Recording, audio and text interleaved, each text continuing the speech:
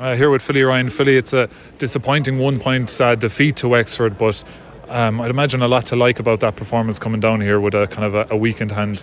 Yeah, without a doubt. Look, I'm very proud of the lads and the performance they put in. I don't think we deserved to lose the game. A couple of things just went against us, and we took the foot off the pedal. And when we went to the bench, look, we were ravaged with injuries, so it's a credit to the lads to come down and put up a performance like that and stick within the point of Wexford. But we're disappointed to lose. We had ourselves in a position to win the game, but we just didn't have enough up front to push on.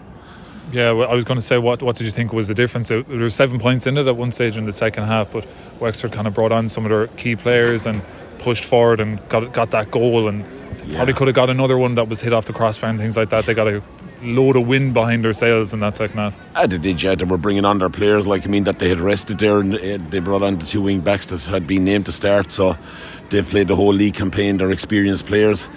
They got the goal straight after we got the goal, which has been a problem of ours down long. If we could have contained them for another few minutes after that, we might have held on, But look, these things happen. We're depleted. Very proud of the lads, though. Can't say enough about them.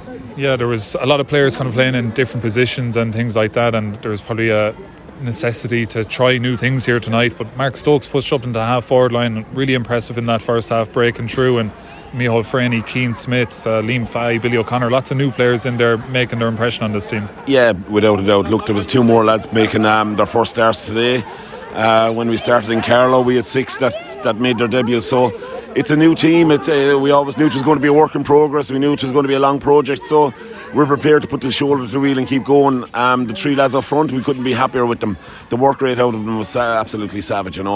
They ran themselves to the ground. On full time, you all had kind of a huddle there in the middle of the field. You're having a word with a few lads. What were the kind of words that you're saying to lads just after full time? Well, just not to be disappointed about losing. We're going to lose. Sport is cruel. You're going to lose a game.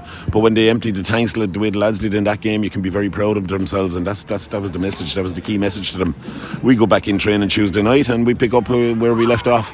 We play Wicklow next weekend and Waterford in 2 weeks after that. So it's all go. We're games after game. So that's where we're looking. They're just building blocks for us. And Wexford coming down here with a performance like that will...